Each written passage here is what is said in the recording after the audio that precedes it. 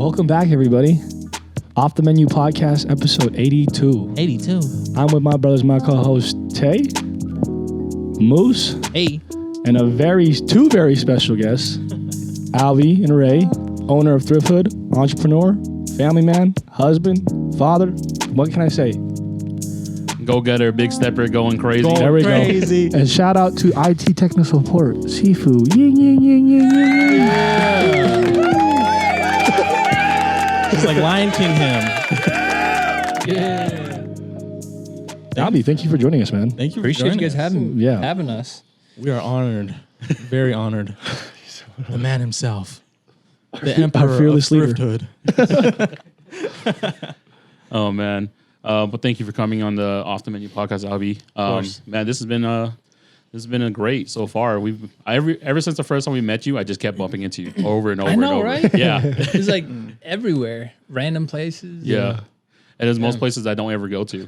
And it's so funny. I was like, okay, cool. I was like, we can't wait to have you on. And then now we're here. But thank you guys for tuning in. We have two very special guests, Ray and Albee here from Thrift Hood. The Emperor son. The Simba. Look at him. Oh, man. You're just watching him. He's so chill, man. He's chill. Well, I just barely met my homeboy's like newborn baby, Mikey. Mm-hmm. And he is so cute, dude. Yeah. That dude is tough. Like, you can hold him. He just stands like strong. And I was like, you're I forgot the word I used. I was like, Dense? yeah, something like that. I was like, bro, he got some oomph to him, you know? I got baby fever. You got baby fever? Oh, That's crazy, hello, dude. Daddy. I know. You just had a I ain't son. gonna have. Yeah, I love my son. Proud dog dad. So, Dog dad. unlike any other. Harvey Denter. Yeah. But like I said, thank you for tuning in to everyone. Man, 82 episodes. Every time this starts counting up, the more and more to 100, we're just like, this is going by really fast. Wow. That's crazy. Do you guys have your person for the 100th episode? No, we're saving That's that like one. We're saving that one right now. Are we? Yeah. I didn't even know that. Okay, yeah. Honestly, I think the 100th episode has to be us four reunion. That's fair. That's where We haven't had That's four. cool. we of us in haven't so had long. an episode with us since Halloween. Well, people don't Christmas. like watching this. Christmas. Yeah. Christmas. That's 5 months out already. By the time it comes up, I think July will be hitting 100. Yeah, that's pretty crazy. July. That's not far. It's not, especially doing 2 episodes a week. It's going to 2 come by months. fast. 2 months. Yeah. Oh my God. But let's go ahead and get to the episode. We'll start it off for our viewers. Who are you and what do you do? my government name is Joaquin Allen Bostrom, but I go by Albee. And I That was do badass. Just slip I sell dead people's clothing, and I sell it at Thrift Hood. So, owner and founder at Thrift Hood in Provo. So we sell vintage clothing, everything from the 80s, 90s, early 2000s. So that's what we do. That's what I do. How long have you been doing it for? Thrift Hood, this August, we will be 5 years at that location. But we started in December 2018. So we've been a little bit over 5 years in business, 5.5 years in business. Really? So were you just sourcing stuff and then selling online? Like what were you doing? Like currently? Before you find your location, like you said. We source stuff and then we were selling in my basement. Ah, okay. And then it was supposed to be all strictly on Instagram only. And then we had like 700 followers, and one of our friends was like, "Hey, can I just come over and look at the stuff instead of buying it online?" And I was like, "Sure." So he came over, he posted on his story, and then his friend saw it, and he's like, "Hey, my friends want to come over. Can they come over?" And then they started coming over, and I was like, "All right, cool, like sure." And then we had like 20 people in my basement that night, the day we like launched, and we were like, maybe we just open every Tuesday, Thursday, and call it Thrift Hood Tuesday and Thursday, and just have people come over and shop in my basement. And it was cool. And then that lasted about 7 months, and then we found the location. So we've always kind of been like a brick and mortar in a way. Yeah. But yeah, it lasted about 7 months in my basement, and then not sustainable being in where I was living with roommates and then dating too. Like it felt like I never could leave work. Yeah. So Yeah. we've been 7 months there, and then found the spot in Provo. That's crazy to hear because I was following you before the store had opened. Yeah. And then to hear the backstory, I had no idea. Like it was out of your basement because I was all the way up in West Jordan, so there's no way I can go over. Yeah. I just knew about the online store. Yeah, man. Yeah, we can dive more into like the details of the beginning later. So Yeah. I'll go along with what you guys have. Yeah. for me. Yeah. Whatever it is, we'll go. That's what it's all about. Is going with the flow. So whatever you can out. I want to know more about your first name and where you're from then, because that's not from Utah. No, not from Utah. So Joaquin Allen Bostrom is the full name. My mom's Chinese. My dad's white. So I was born in California, lived there till I was like 3, moved to Malaysia when I was 3, lived there till I was about 12. So moved from Malaysia to here, and I've been here since I was 12. And I'm 32 this year, so Oh, okay. 20 getting up there. Yeah, man. Yeah. When are you gonna be 32? July 22nd. Okay, we're monkeys then. We are monkeys. Yeah, Are you 92 as 92. The well? wife is 92. No. Yeah, a bunch of monkeys in here. Yeah. Yeah, we're watching Planet of the Apes. I was After about this. to say. We're actually gonna watch Planet of the Apes after this, so it's kind of funny. It is really? Yeah. Oh, shit. So you started. When did you actually start? Doing the thrifting stuff. Were you into it before, and then you were like, "I'm gonna make this a career," or how did it all start? Thrifthood was an accident. But I've been thrifting since we moved here since I was 12. So I've been thrifting for 20 plus years. Wow. Because when we moved here, we didn't have a lot of money. And so thrifting was like, that's just where you got your clothes from. So it wasn't necessarily vintage back then. It was just finding clothes, right? So it was just thrifting as pure as what thrifting is, right? And so now obviously Thrifthood has changed and kind of converted more into vintage clothing rather than thrifting. I know it can be confusing with the name Thrifthood, but we do vintage more than thrifted stuff. So I was 12 and I've always thrifted stuff. And I remember when I was 15 or 16, I thrifted this. It just has Utah on it with some mountains. It's a crew neck, a maroon crew neck. And I didn't know what vintage was.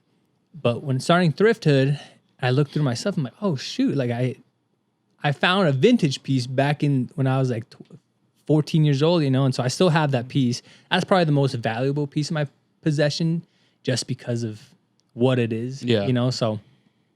How do you determine the value of your vintage clothes? Obviously through market. I know it's funny, For me personally, or like what we sell? Both, I guess you could say, yeah. For me, I have a lot of people want to see like my closet because they're like, it's got to be like grails in there, and I don't have a lot of grails. It's just stuff I like. So it might not necessarily be a whole lot of value to it, but to me it's priceless because I just love the shirt, Yeah. But yeah, as far as like what we sell, I just kind of the market of it. So we check eBay, Depop, also just like, with every job that everyone has, like you just have the knowledge of the industry. And so we kind of know what stuff goes for as far as like the peaks of stuff and the low of stuff. And so we try and match that, but also we try and match what, I got something to say right now. He's like, hold on. Okay, hold on. okay, Mr. Ray. He's like the market value. Let the expert talk. That would be crazy. His first words. He's like, actually, so also based in the location too, so like we're in Provo, so we kind of know our sweet spot of what we can sell stuff for. And so we try not to go above like a certain range unless it's like an actual rare grail piece, so we try and stay within that like 30 to 40, 50 range, something a little bit more affordable for people. If we had a Salt Lake location, prices would look different because people would afford certain different things, right? And we would obviously have higher quality to match that price point as well. So So do you have any grilled pieces at like Thrifthood? I'm just trying to remember last time I went and then see if there's. Yeah, we have a like a back room that's like it's not a vault, but it kind of feels like it. But we keep like more of our premium pieces back there because there's Provo. I don't know if Provo has that like open market for people to be spending a couple $100 on a vintage T-shirt that they don't understand the value of it, you know, because it's a used T-shirt. Why are you selling it for $200-$300? You know, so we like to keep that in the back, and if people ask about it, we'll bring them in the back to show them. But for the most part, we try and keep it away from people, but we do because we have theft as well. We've been dealing with some theft this past week. I always see that. So I'm trying to World of avoid retail, it makes me so bad when I see it's shit like so that. dumb, but it is what it is. And so the premium pieces we have out in the store, we have it on the wall. So you can't like hanged up. you can't reach it. So you have to come get one of us to get it. So that avoids some theft. But we have some premium pieces. Nice.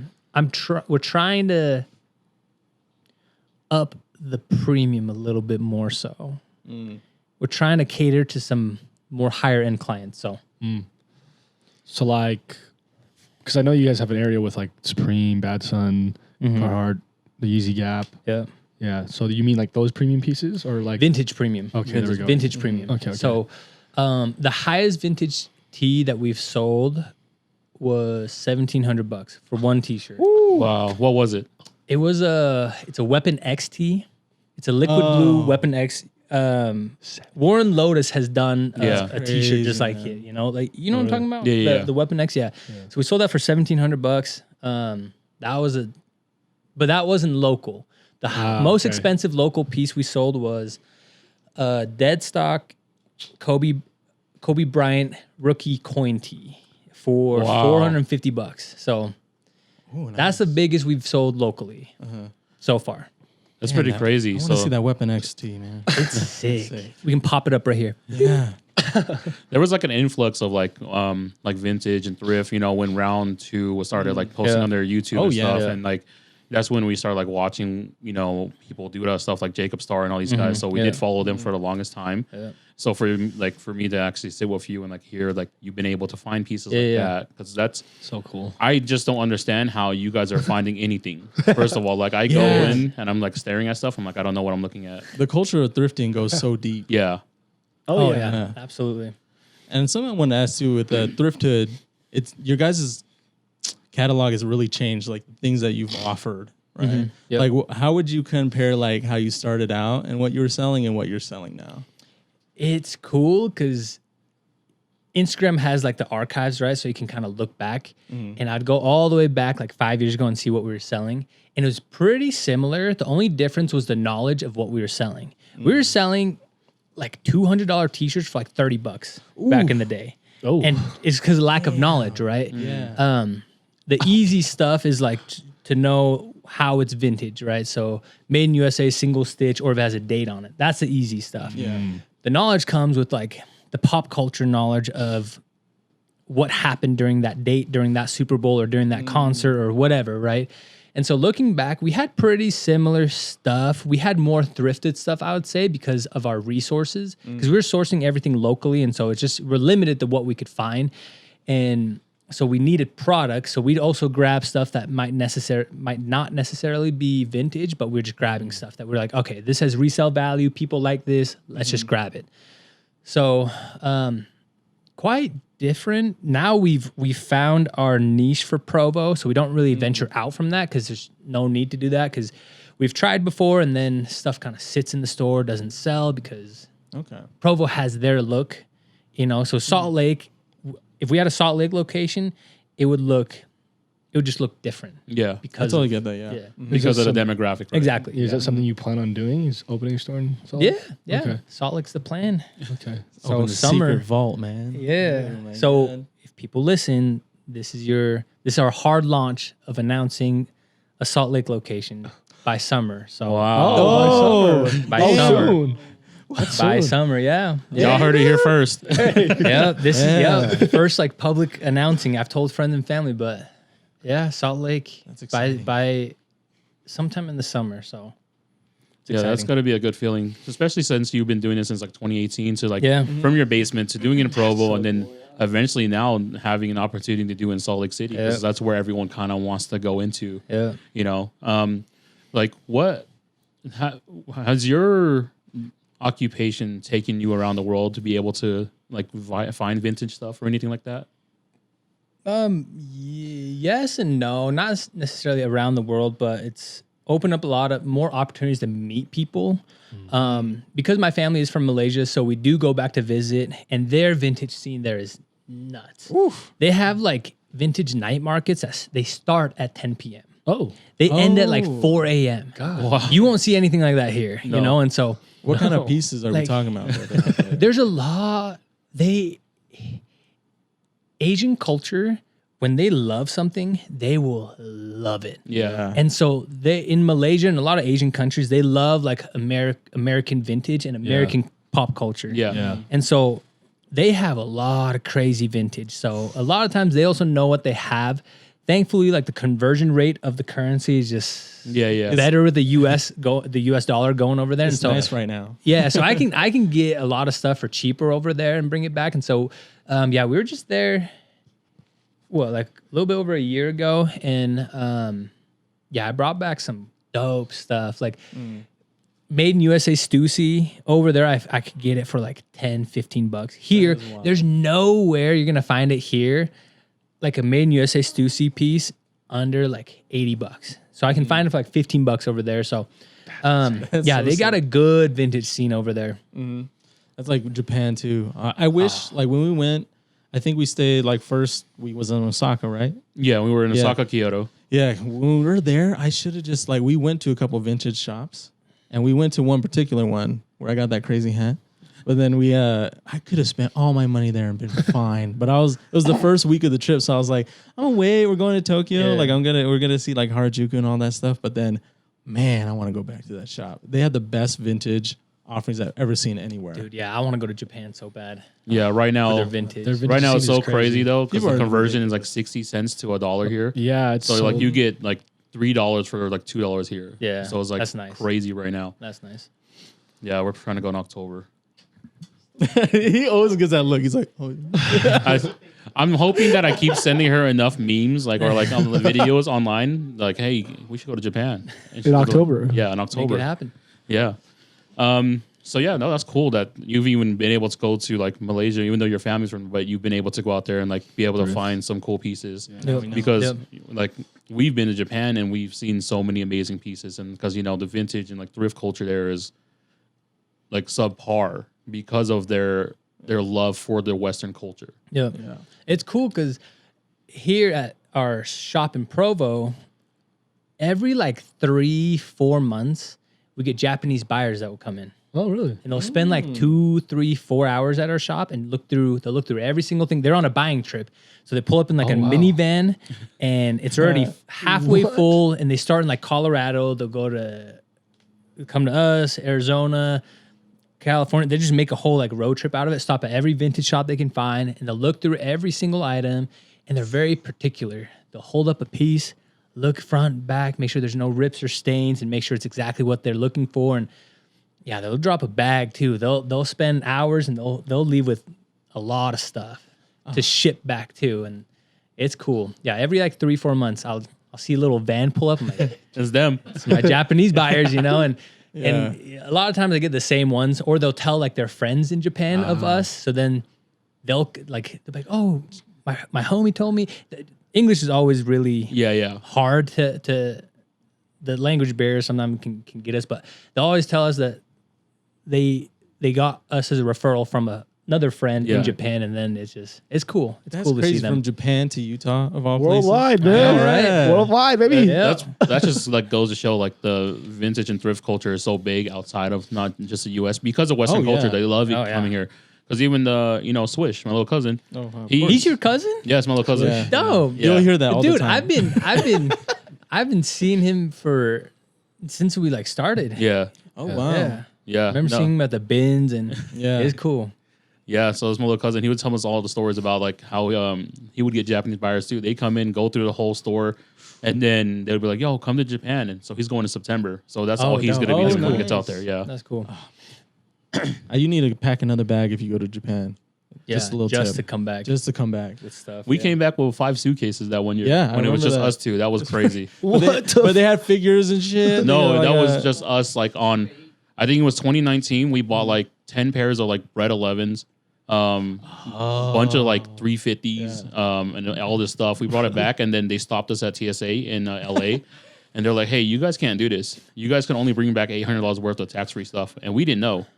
And now you guys know. Everyone that's traveling outside the country, if you're doing tax-free, only $800 worth of stuff, or be really good at hiding. And LAX is mean. If you're traveling to other countries, because we don't live there, we won't usually get taxed, right? And most people are buying food, all this stuff, but we were buying goods to bring back because we were selling it. We bought like every Stussy exclusive, like City tea there, every Undefeated exclusive tea, and then all the Bape stuff too. We were there for 2 weeks, and we were there at Bape every day, like to the point where they were like, "Hey, yeah, you guys are here again." But yeah, no, it's crazy. So it makes so you can't bring back goods if that's over $800 of tax free because they have it all in your passport. Yeah. You'll understand when you'll get there. Yeah. When you travel, you'll understand. When you travel, you'll understand. It's like when you go to a place, they're like tax free, and then you give them your passport. They'll give you a receipt, and then you didn't pay for any taxes. But if you come back to the U.S., you have to pay on taxes more than $800, or they can take all your stuff. What? Yeah, that'd be sick. Yeah, we got flagged down, so that's under our passports now. So we got to be really careful about what we're doing. Oh damn! I'm thinking about it now. I was like, that's no. No, I was crazy. I was. I did not. There's no. I'm not even spending them. Yeah. You never We'll know. have a great time though when we go. We're gonna have a great time. I know that. But get back to the episode. Just with the thrifting scene when you were thrifting in Utah back then to what it is now, what was that like? I'm sure. It's like it's obviously different, right? Because it's so popular now, so mainstream now. Everyone's doing it. Everyone's mom's doing it. Everyone's doing it. Yeah. Obviously, back then was just. I mean, you just saw like the more of like the lower income families at thrift stores, right? Yeah. You wouldn't really see like high school kids there hanging out at Savers or Goodwill, like trying to find stuff. And so it's kind of thing that we used to tease about. The poor kids went, you go thrifting, you know, you're wearing used clothing. Yeah. Obviously now it's a little bit different. It's funny because we get like, I don't know if it's hate, maybe more of an opinion, a negative opinion. Yeah. But people will leave like DM or like they'll DM us or they'll leave like comments on our posts or whatever saying that we've ruined thrifting, that like we've gentrified it and made it look, now a used shirt costs $40. Like you guys are making Goodwill up their prices and all this stuff. And I'm like, bro, like I've been thrifting longer than you've been alive.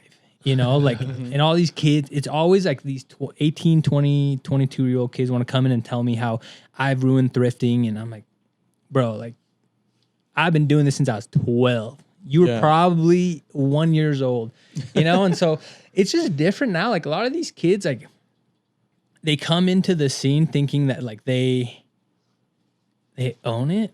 You know, and they just like deserve it. Yeah. Yeah. That they like deserve it. That like, I don't find anything good anymore because Thrift Hood has gotten all the good stuff. I'm like, I don't even get we don't even get our stuff from Utah anymore. You know, like we're out of, we wholesale out of state bringing it in. So like, we don't even touch, most, I'm not going to say all, most vintage shops don't go thrifting. Yeah. They get it wholesale in. Yeah. We don't have time. We don't have time to go to every thrift store and pick through hundreds of thousands of pieces to walk away with 2 items. You know, we need to be bringing in thousands of pieces in a shorter period of time. And so like all these kids complaining, it's like, no, you're like, you and your friends are the ones doing it. Yes. Like it's not the thrifts, the vintage shops that are the ones taking all the good stuff. It's, you know, so... Yeah, and there's so much variety too. Yeah, like, that's the beautiful part of thrifting. You find it wherever, right? Exactly. Because like there's places where you get the bargain stuff. I still get pants, like thrifting pants, for like $4 or $5. Yeah, like sometimes. But then also you can go up to a place like Thrift Hood where they have more premium pieces that you are looking for, right? Yeah. So you just have to have fun with it. Don't take it too serious. Exactly. Yeah. Like don't take it too seriously. Like just come have fun and if you like thrifting, but you don't want to dig through, because every now and then I'll try and go to like DI or Savers, right? Just to see, you know, to see. Yeah. And I'll go through like every rack. I'll go to multiple DIs and I'll walk out with like maybe one item, right? So it's like I spend all that time to walk away with one item. So it's like if you like vintage and thrifting, come to Thrift Hood. It might be costing you a little bit more, but you're not spending 6 hours. Maybe will find one item, right? Where it's like you come to our shop, every single item on the rack is handpicked by me and my team, and so it's like it's good stuff. Every single item I'm happy to have in the shop, and so it's for sure different. It's curated, but it's compared to like 5 years ago, dude. Yeah, I could go to Savers and the DI and find some crazy things like 3-4 pieces, and now I can't find nothing. Dude. Yeah, well, it's just I still consistently find some pretty good stuff, but it's like what old grandpas used to wear, and you just make it cool. The grandpa, dude. Like, I've been finding some good shit. It's like. But it's with like everything, It's like once it becomes popular, it's just going to be more scarce everywhere because everybody wants it, right? So it's like you can't blame the people who are, like capitalizing on it. It's just an opportunity that if really anyone else had would take that as well, right? Like if you saw a shirt that was, let's say you're a medium and you saw a shirt that was an XL, Weapon X. But it's not your size.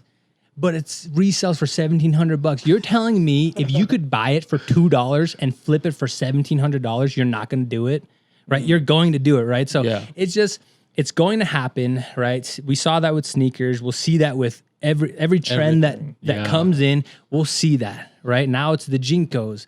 The baggy pants, right? So now everyone wants that, right? I used to be able to find those for like $2-3 as well, right? Now it's marketplace. I try and look for them. They're $200-$300, right? So as it becomes popular, it's just gonna happen, right? So it's like just have fun with it and just move. Yeah. Do you like anticipate those kind of trends, or do you like you kind of just stockpile and whatever gets hot, like you put on the shelves? Yeah, being in the community, you kind of see the trends start to shift a little bit, and we'll try and stockpile, but I don't know. I have a hard time because I also like what I like. I like the 90s stuff. Right now, it's shifting to more 2000s, so I try and bring that into the shop. Might be bad for me to say as a vintage shop owner, but I don't know if I mess with the 2000s. I don't know if I mess with it that much. Like, I like the 90s stuff way more. The 2000s, I think, as far as fashion goes, I just think it's kind of weak. What's the It is. What's the difference? There's a big difference between 90s and 2000s. Well, let me know. There's a difference. Let me know what. Well, I just want to say one thing though. your stuff that you Hot carry, take. you have the best comic and Looney Tunes shit. Yeah. You guys make me want to go broke every fucking time. I just wanted to say that. Love it. But then with 2000s, it has I think it has a very unique look. It's like a very it's a time period, right? So the fact that people are really in tune with it and just doing cool shit. Like my niece wears baggy pants with the pant chain, and then that's 2000s. The 2000s look. Yeah, okay. Very very baggy jeans. I don't know how to explain. And what 90s is like a tracksuit or what? Or 90s colorful, bright. We're getting 90s. I feel like is more the bright, more graphic-y. Okay. Right? Very vibrant. Yeah. It was cool. 2000s, I felt obviously, it's 2000 now, right? Yeah. So you have to make a big change in just fashion, and it became, I don't know. Yeah, this might be a hot take for some of the listeners or some of our followers, but this is good. This is good. Yeah. So I don't know if I want Thrift Hood to necessarily make that shift. Yeah. I like the 90s more. I don't mind some of the 2000 stuff. We'll carry some 2000 stuff, but you'll see it's heavily 90s influence. I'll have 2002 Dragon Ball Z t-shirts. But those are dope, but it's the graphic is very 90s vibe still, Yeah. I don't know. I have in my head what the 2000s that I don't like is, and so I don't know. There's a lot of 2000s that is cool too. Yeah. But there's a lot of it too. It's just like corny. As there is. yeah, it's like corny, and I'm like, we both know that doesn't look good, but like because it's a trend, you just want to wear it. But we know that doesn't look good. You know that doesn't look good either. But it's just because it's the 2000s and just The baggy pants, I don't the know. chain, the crop shirt. I would cut say off sleeves. jorts is pretty 2000s too. Jorts. Yeah. are- You just described your Jorts EDC are- outfit. I know. I'm getting made fun of. I'm getting made fun of.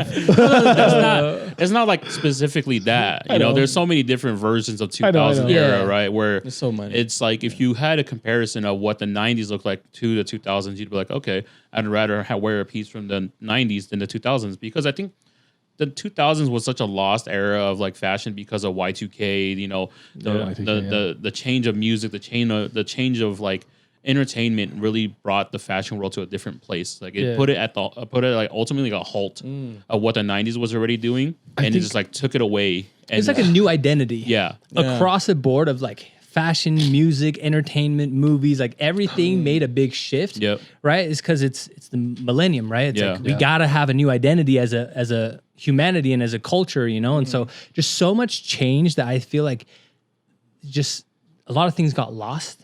I feel like, and it wasn't a strong enough identity. I feel like, oh, that's iconic, or that's like classic, you know? Or maybe it's iconic, but it's not a classic. Yeah. Okay. Yeah. I just think of oversized jerseys, big jeans, like Coach Carter, the sweatbands. That's what I think of when I think of 2000s. That's also part of 2000s. Yeah, but like yeah. there was just a big shift. You know, you had sports was crazy when like the 2000s Yeah, when I came watched around, NBA you know? basketball, you watch all them wear those big ass jeans or big ass big suits. jeans. Yeah. Oh my God. Yeah. That was the whole influence from AI, though. You know, it was stuff like that. That was pretty bad. I keep on thinking about just like Step Up.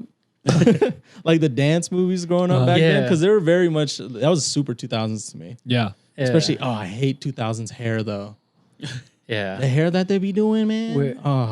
Yeah. The spikes and the bleach. There's like the spikes and the bleach, the one where the guys have like just the front is up like that. Oh yeah. The girls with the, oh my God. It's like, you know, it's where it's really braided up and it got like the colorful clips and shit. You know what I'm talking about? That stuff I can't stand. Yeah.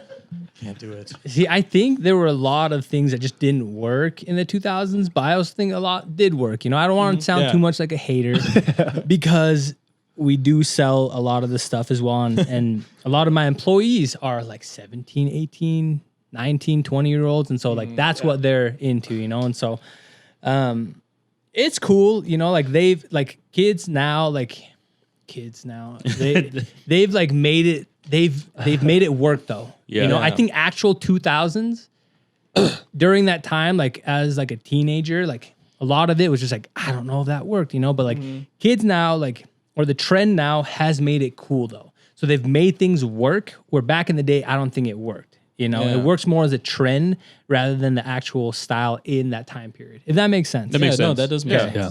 Because that's why everything recycles. I think, you know, there's always a turning point in fashion, especially like when we've been trying to design shirts for so long that it comes back to a point. Is like there was like last year the Y2K era came back and like everyone was trying to do like old vintage stuff, like old hip hop tee prints and like Y2K like prints as well. So it does come back. Yeah. Everything. I'm waiting for the 70s pants to come back. I know it's almost there. The flares. The flares? Flares, Yeah. Plaid button-up flares. shirts, Dude, tight shirts. Well, belt. I think like keep the aesthetic but change the fit a little bit. You know what I mean? Yeah. Dude, I should send you this one that I follow on there in China. They do all nothing, just like old like Chinese fashion trends, and that's what they're doing right now, 70s stuff. Dude, that's what I want. Yeah. I'm gonna be a disco grandpa.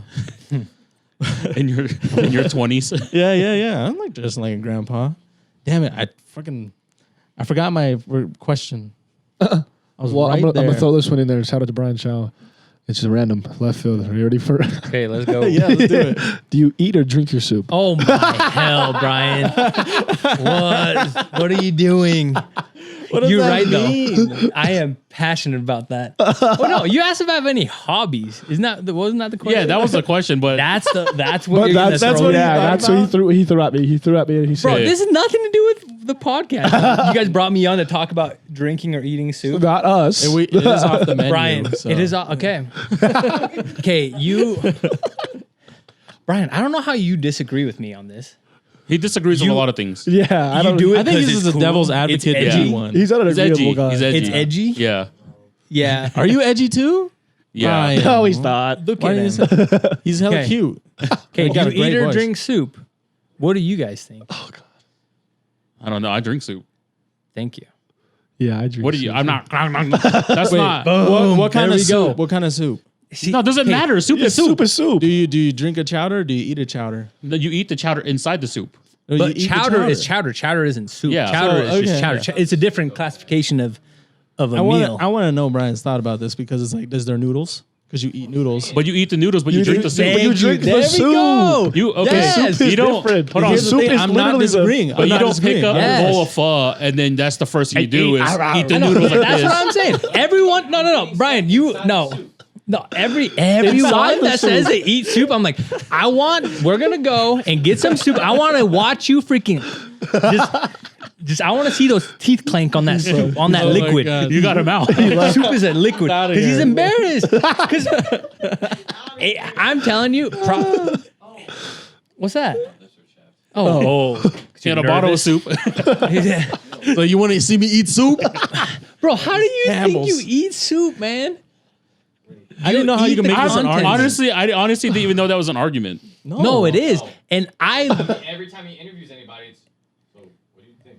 I want to see if they can hang and like argue with me, or like debate with me, because Obviously, the two new hires that he has, someone thinking. yeah. Put subtitles on the bottom. Like what? You guys really got me fucked up on this because There's no reason to be messed up on it. If you drink soup and you eat whatever's the content. no, this is what I'm thinking, right? Have you ever asked anybody? It's like when you ask somebody, it's like, have you had soup? You never ask us like, did you eat soup? Did you drink soup? Did you say that? Did you? Did you? Okay, eat I soup? will say this. Different cultures have different kinds of soup. I think Asian culture has more drinkable soup. I think Caucasian culture has more contents in soup, you know? More like chowder, more like Jambalaya. What else do you- But they got the tomato. They got the Tomatoes, You know, yeah, the tomato things soup. are very like. but still you're not you're not eating tomato soup, That's fair. right? Like you're drinking tomato soup. like, So- like lobster bisque. You're not really eating. Yeah. Yeah, like Spoon? you dip the bread in the soup and you eat the bread, but like the soup itself, majority of soup is drinking. There are some soup I'm sure you'll eat it, but it's more like at that point it's more of a chowder Yeah. than soup. You know, it's not. Yeah, it depends on the soup really, but and for I think 80% of soups out there you're drinking. It's my people. Yep. But that's coming from me because I cook a lot. So if you're telling me, if anyone ever told me that they're eating their soup, I'd be really mad that you're eating my soup instead of drinking it. Yeah. You know, I don't know, guys. you don't slurp. You don't slurp what you eat though. You slurp. No, I'm thinking on a social level, right? You're thinking about from refer edgy as level. eating or drinking. I've never been asked if I drank soup. But you've never been asked that question in the first place. I don't know. That's why I got. No one ever asked you if you ate soup. Did you have soup? Yeah. So if Did you there's eat noodles, soup? you're eating the noodles, but you're drinking the soup. Yes. Yes. That's done. That's Yes. done. That's It's a done. separation of the two. They're not one and Okay. the same. It's We're just just part trying of the to same figure dish. out a conclusion to the story. Okay. It's yeah, you're eating your noodles, but you're drinking your soup. Okay. Yeah. Okay. I'll die on that hill. I will. You'll never sway me. He's pulled up the stories great. That's I crazy. can't believe that's the thing you That's brought up, literally- Brian. yeah, that's Thanks a literally- lot, Brian. You got to think of another question now because nothing's going to top this. That's the Nothing. most interesting thing. So what do you mean? See?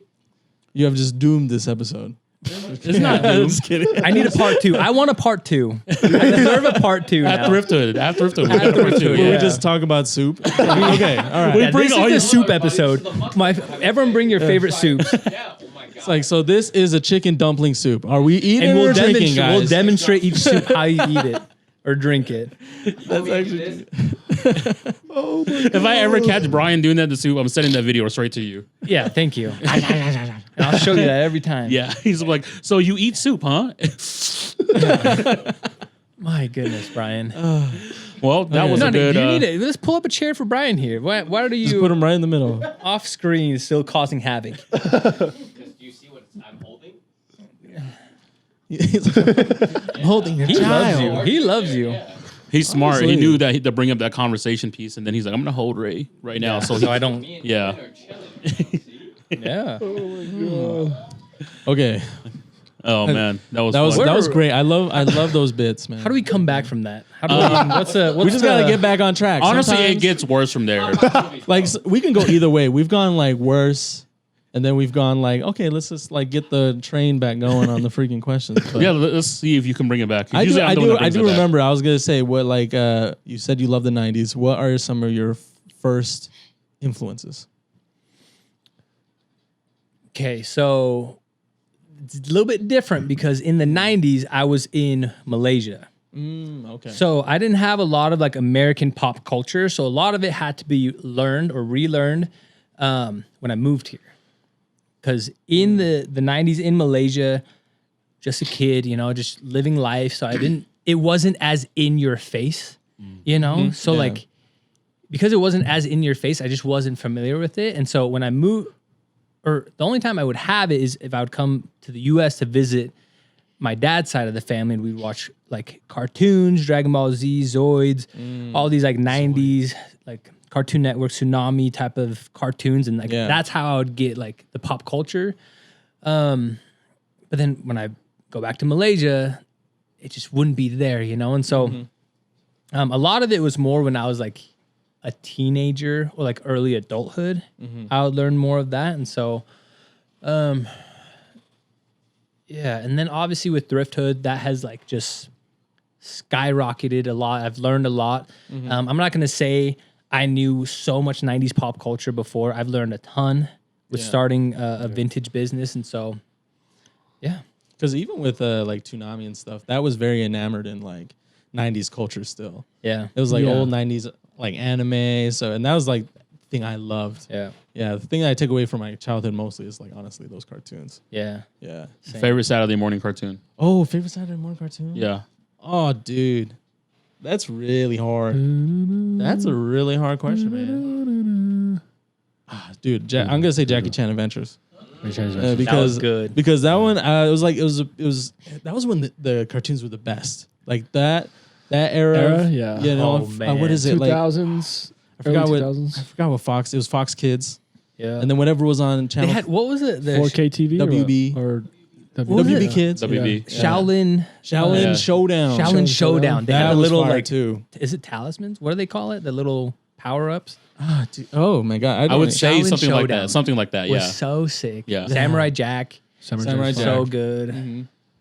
I had a weird taste. I had to like I was like fighting food-ons and Ultimate Fighting Muscle. Food-Ons was tight, and Ultimate Muscle was tight too. Yeah. Those are little deep cuts. Yeah. I don't know. They were on Saturday morning cartoons, but you had to be up like at 6:30 right before Yeah. Pokemon. Right before Pokemon. I don't know. The Ultimate Muscle had and Shaman King was on. Shaman King was good. But Ultimate Anime, Muscle had the ugliest characters. You guys would probably remember it. No, they're so ugly, but so ugly. Every it's single one. it's like a wrestling cartoon anime, but it's really big in Japan. It's really good. really though. big in Japan. They had some high stakes. Yeah. Dudes were dying. Yeah. Remember the video game? Did you ever play the video game? I played the video game was so crazy. GameCube days. Yeah. Oh, that's so good. Yeah, no. And then Fighting Food-Ons, I'm surprised that ever ended, but that was like a really it was like food. I only remember Food- Fried Rice Guy. Yeah, but there was like items of food that were actually like had like bodies of humans, but they would just fight other food. So that's what that was. Pete, what was yours? It's tough. It was probably Dragon Ball Z or Pokemon. Yeah. Or Yu-Gi-Oh! Actually. Yu-Gi-Oh. Yu-Gi-Oh! Yeah. Like the Pegasus arc. Yeah, that's what I was watching. I still have my cards. And One Piece. Oh, I got my main deck stolen. I kept it in my car, of all things, and then friggin' didn't lock the door one night, I think, and then pop. Really? And they took my cards. That's what they stole. Yeah, they knew about it. They saw my Red Eyes Black Dragon right in the front of the deck. I shouldn't be so obvious with it. Joey. Yeah, it's in your trunk though. No, it was in my glove compartment. Oh, okay. I kept it on my side, dude, just in case I need it. Ready to do. Oh It was man. fun. Okay, so that was favorite morning cartoons. Where are we derailing? Or are we going back into the episode? What are we I doing? think we're just like, What do you mean? I don't know. let's just derail. Well, the soup one kind of just derailed it. So let's go back into questions about the soup. the soup. okay, not We're the just Brian. friends chatting now. Yeah. I love it. It's cool. That's No, this is what it should be. Yeah, just normally Brian? Hey, Brian. what Brian's do you raising want? his hand. What, Hold on. Brian? Top five movies. Very important. You will get jumped. Oh, wow. Whoa, whoa, whoa. You look at No. I wasn't Hold here. on. I wasn't here when he didn't sign up dissed for my this. movie. I have a baby. He's not getting jumped. I have He's a not getting baby. jumped. Unless you diss La La Every- Land. You have your opinion. It's all that matters. that for all? It's for all of us. If you would share. like to hear ours, I said mine last week, but mine's always weird. Here's the thing. I talked to my wife Soap about this. I don't have a lot of favorites of things because I'm passionate about a lot of things. Yeah. I love a lot of things. So if you ask me my favorite food, couldn't tell you. Ask me my favorite music, couldn't tell you. Favorite color, couldn't tell you. Movie, just like I just love things. Yeah. And I love just like being cool with things. I don't have a favorite movie right now. Oh, Like, really? you just like you can love- give like give us like a What is his favorite movie? high five. Oh, we don't let him watch movies Oh, okay. like screen time yet. No screen time Okay. yet. Oh, Smart. smart. Besides Love Island, when she watches Love Island, that's the only That's all he's screen watching? time he gets. Bro. and Chinese soap operas No when my wonder- mom watches Okay. it. No wonder he's so focused. Two things he watches. Yeah, he's Probably things he he's shouldn't be great. watching. Yeah, he's hyper focused right now. He's like, are they why falling he's in love or he's not? You know what I saw? Something I didn't understand. I wish I didn't. The most recent movie we watched was what's it called? Iron Claw. Have you guys seen Iron that? Claw is Zac great. Efron? Zac Efron. Yeah. I cried. Oh, I heard the Really? movie. I Good. cried. It was so. Have you guys It's so seen good. it? It's so It's good. Yeah, rough. yeah, It's a yeah. rough watch. Yeah, I watched. It I was watched so good. Yeah, it Yeah. was a solid It movie. was a beautiful movie. Yeah, it was good. It's not a movie that I would usually watch. Yeah. But it was so good. It's one that I don't know if I could watch again. Yeah. Really? Because they have really heavy moments. Yeah. The story of those Like brothers, emotional moments? Yes. Like Yeah. type of Yeah. like, oh. The story of those, because it's based off a true story. Yeah, yeah, So yeah. the story of those Yeah. brothers is crazy. Once It's you just like one after another, and you're like, this has got to be the saddest moment of the Yeah. movie. And then it's like, it tops it, and you're like, how does it top it? And it tops it again and again and again. And you're like, holy shit. Like this is- sadder and sadder? Dude, I was does. just like, somebody hug him. Somebody hold I him. know. Damn. And then the ending is like, he's That- crying, and then I'm crying. I yeah. heard that's real tears. That Oh, the really? producers and directors told him to not cry the entire movie, to hold it in as much as you can to the end of the movie. And those were that's like good. real tears. That's real good. And I'm like, that is heavy stuff, man. But it's so good. Yeah, need that to one. watch- I want to I don't watch want to that. give any spoilers away, but if you have people you consider like brothers or siblings, like it's Yeah. gonna hurt. It's gonna yeah. hurt. Yeah. That one just burns the whole movie. So that was good, but I don't know. Like, I like movies. Unless a movie is like so terrible. If it's like a mid movie, I would love it. You know, Hey. I like. You in the same? We're in the. This is a safe He space. loves mid-ass movies. Yo, I just watched the. I can enjoy things. You know? Like, I get you. I can just How did you feel enjoy about things. the Green Lantern movie? I didn't Okay. watch that one because I heard bad things about Green Lantern movie. Okay. What was pretty about bad. what about 2007 Transformers? Hold on. That's my shit. Yeah. That's my shit. Bro, hold on. Let me show you guys something. This shit is my shit. Bro, no, my Facebook, you know, it pops up the memories. I gotta show you guys this. It just popped up yesterday. No, I'm serious. I had countdowns almost every single day of my. Hold up, where am I going? Here, it's a picture. I gotta show you guys. Countdown to Transformers. Speaking of, I'm so excited. Wait, 2007 is the Steven Spielberg ones, right? That's the first ones. Yeah. With Shia? Yeah, Shia. 15. I rewatched it last week, I think. Dude, it's And so good. it's just such a good movie. And Shia LaBeouf is acting his ass off. Like I was, He's so he's good. given every moment. Like if he's being screaming, but in a comedic moment, like he's all in it. The second and third one, oh my gosh.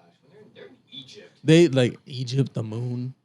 Yeah, they get crazy. But when Mark Wahlberg comes in, I'm out. Yeah, You're out. It just wasn't the same. It just was not. No, the it's same. not the same. Yeah, Disrespecting greatness. yeah, exactly. It hurt my feelings. I just watched a movie on Netflix. Maybe you guys check it out. It's called Monster. It's an Indonesian movie with no dialogue. It is remember how we on the Scary 10 movie? no, it's it's a thriller, but on the 10 need episode more. we talked a lot about like how I watch movies on mute to make up my own stuff. What the? And then I'm sitting there the whole time watching this movie, waiting for them to speak, and they're not speaking. And so I'm creating this whole story in my head. And it becomes the crazy. most intense movie I've ever watched. And he's doing it alone. Yeah, no, and I did it. It's crazy because Amy was there, like my brother-in-law, my sister were there, and we're just sitting there watching it, waiting for someone to speak, and then the first word, Jack, and it's just like that's it, and they're just saying the name, that's it. But the whole time it's just eerie music. This girl and her brother get kidnapped, and then she breaks out of the trunk and she's trying to save her brother the whole time. Monster. Yeah, it's called Okay. Monster. But check it out Monster. and then go sit there and watch the movie and start creating your own dialogue. That's wild. That's a great. I mean- it's a great imagination if you have. That's hard. Yeah. That'd be so hard for me to do. I know. I feel watched like. Twilight in Japanese. What? Yeah, It's not was the same tight. thing though. It's No, so but good. you watched it in Japanese after. I Watching know, it. but it's an anime. Yeah, watch a brand new movie with no dialogue. Like I Random watch movie, no dialogue. I watch Asian Korean movie. horror movies to create dialogue, with no English subtitles. find it? I'll give it a go. Look, What is this? This guy, bro. Yes. this was 15-year-old Albee.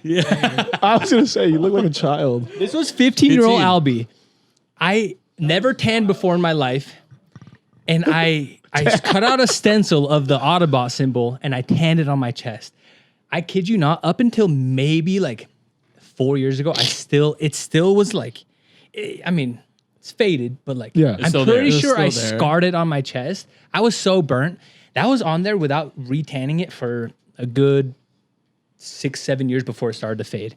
Nuts. No way. Bro, I was. What? So when you asked That is crazy. 2007 Transformers, all in. Loved it. That was like, Do it. He was committed. loved Yeah. it. Die Hard. I was He's a an Die Autobot. Hard. I'm an Autobot. Autobot. Yeah. Yeah. It was, yeah. If there was one car that you can transform into, what car would it be? Ooh, that's a great question. Back then, Bumblebee Yeah. was the car. The Camaro was so sick. But now, like a Ford Raptor would be Oh. kind of that's sick. Oh, that's That's tough. nasty. Ford Raptor, Ironhide type of vibe would be kind of sick. I know. R.I.P. I'm thinking like- Ironhide is my favorite guy. What about He you? was stoked. Any car though. Doesn't Any have to be a car? car from the series. It could be any car you want. I don't know, dude. 86 Corolla.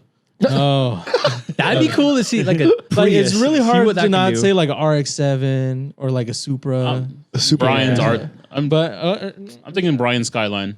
Just I for was the sake saying- of I me. was saying Skyline I'm GTR, gonna go yeah. something crazy. Skyline. I'm gonna go That'd be something crazy. You guys don't explain that. I'm thinking FJ Cruiser. Okay. Okay. It's a Don't be round hating, body. bro. Don't be a hating. little- No one's hating. little This guy. is So fire, rounded. dude.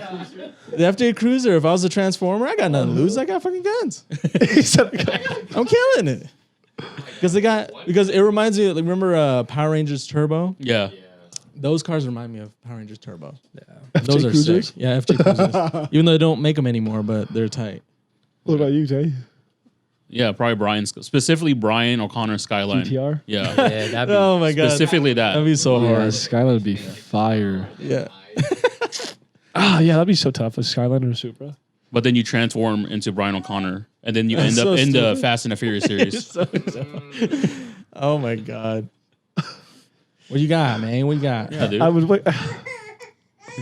Oh, oh no. man down. Maybe an Acura Integra.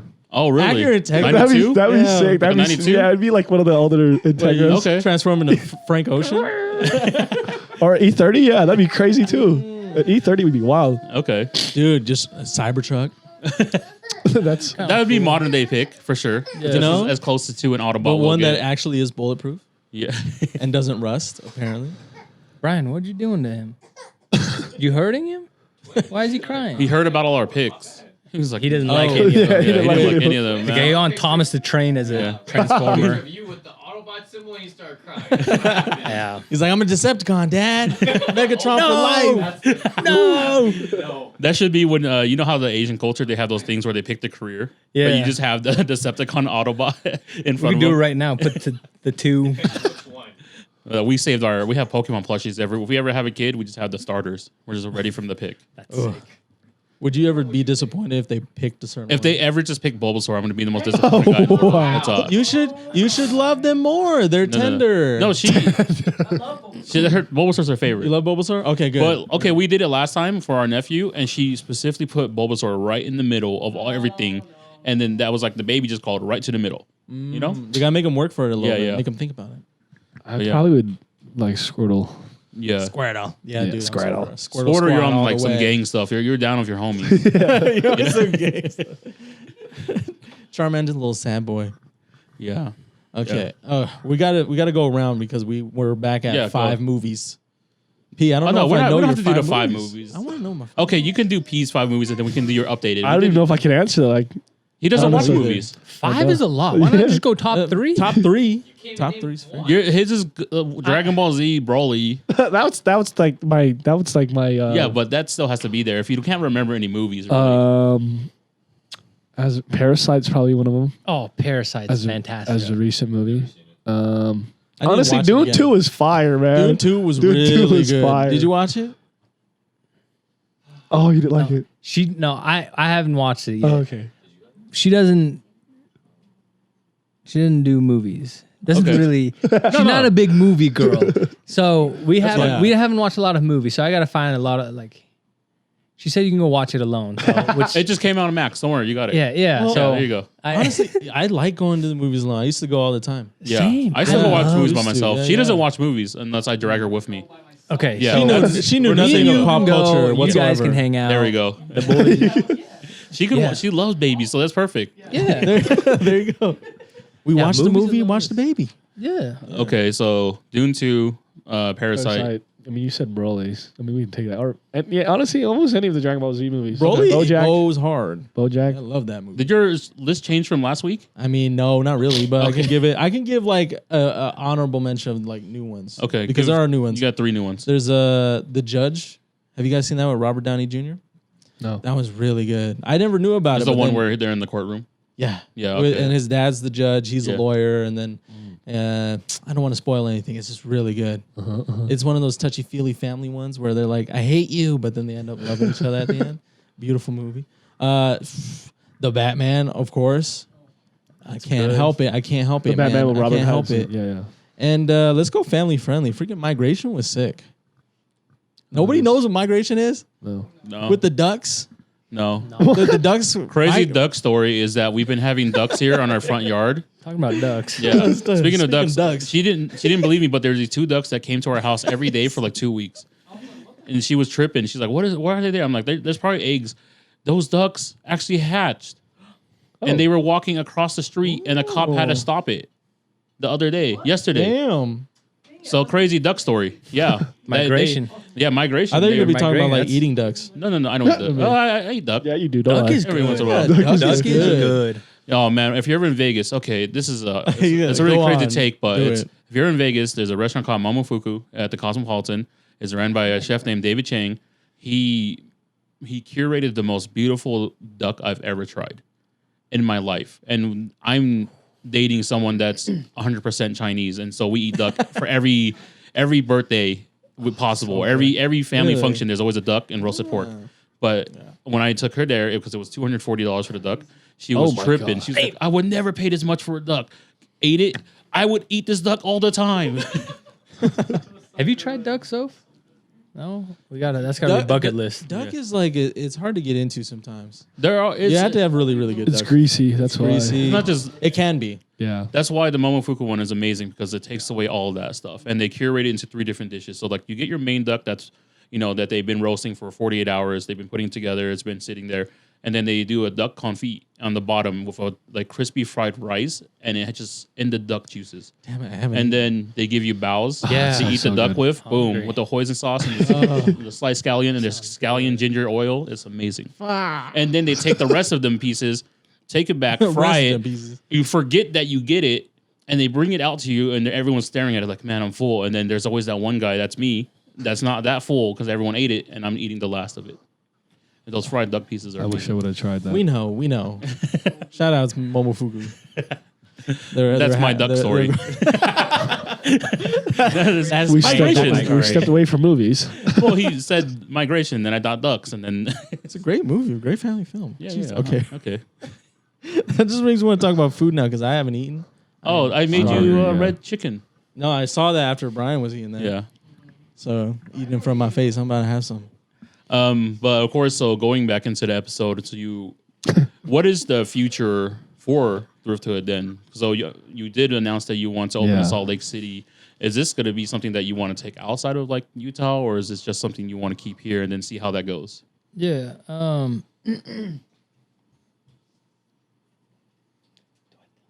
Oh, and you don't have to tell us. He's like, Hey, Ted. Oh no. Here, Here, I'll mute Damn, you. man. I'll mute you. yeah, read my lips. Yeah, I'll tell him. Should I do it? Tell the people. Soph? No? Okay. Off? Off Okay, the we'll- screen. Yeah, off Screen. off. So Okay. if you want to know, follow Thrifthood and you'll know there eventually. Yeah. Later on, they get to know first, but We don't know. the future is bright with Thrift Hood. So summer we'll have a Salt Lake location. So we've been starting to look at spots there.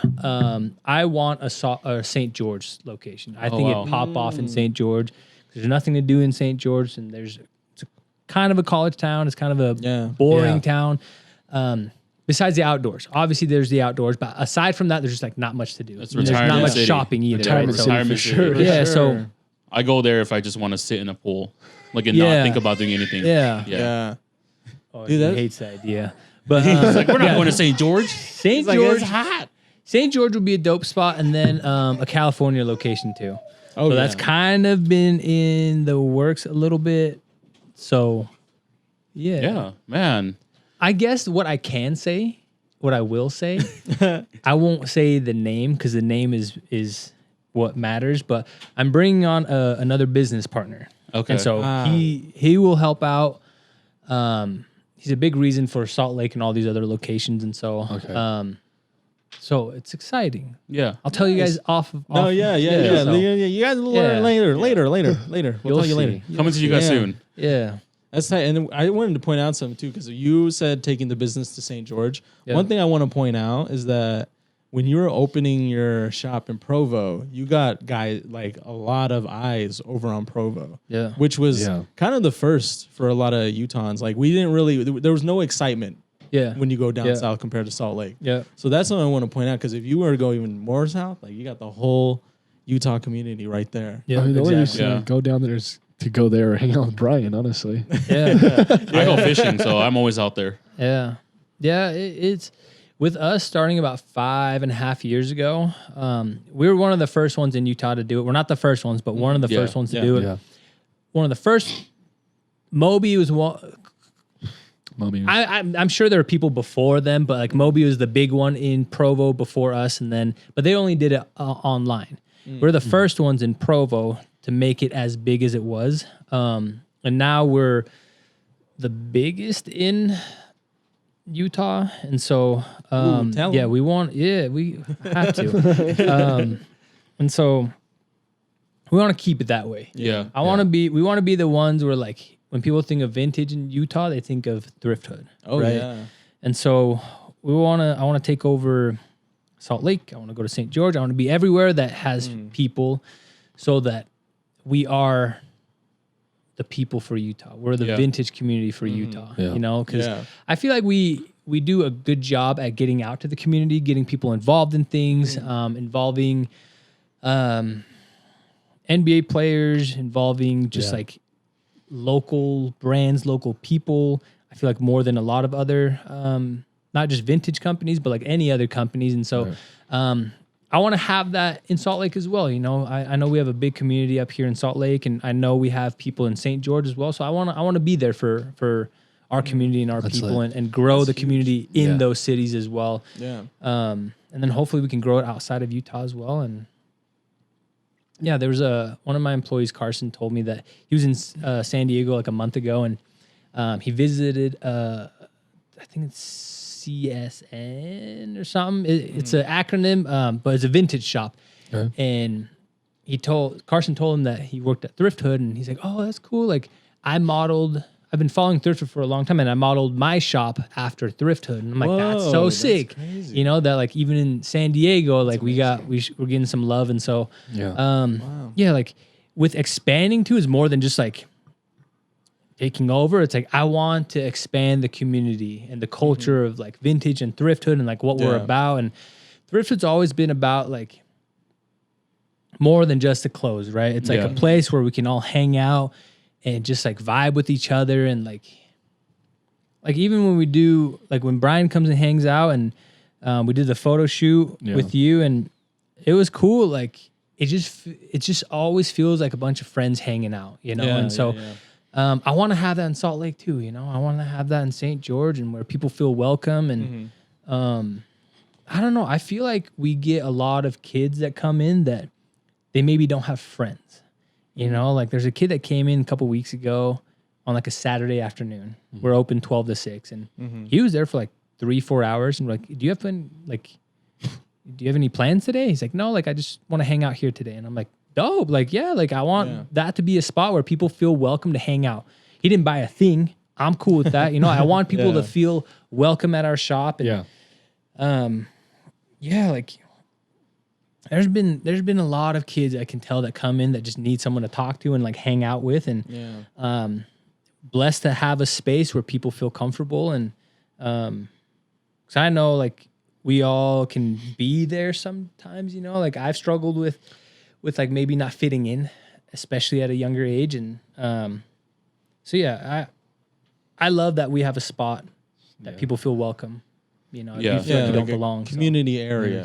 Yeah. That's amazing that you created such a space from just your basement until now, opening your space to anyone that feels the need to just be somewhere. Because like you said, everyone at one point did feel lonely or didn't have friends or, needed a place to escape. And that was a lot of the times for, I grew up in Portland, and Portland was not the safest place I ever lived in, but there were places that took us in that would give us opportunities to be, and that's why I love the whole entire, streetwear culture and all that stuff, because the stores that took us in were, no, you guys can just hang out here. I'd rather have you guys here and be safe than be out there and end up dead or end up in jail and stuff like that. So props to you and Thrifthood for, giving that to the community, because that's a beautiful thing. I mean, you built something, and you've had actually pretty, I don't like calling them famous people or like celebrities, but you have had some hang out with you guys and do things. Shout out to Post Malone. Post Malone and Colin Sexton. Yeah. JC and his wife, right? Didn't she do nails? Didn't you guys do something when she did nails over there? Yeah, that's not his wife. Oh. That's she just does his nails. There we go. But she's just a friend of him. Okay. You just made an announcement. Bro, He's not married. Hey, man. Come on, man.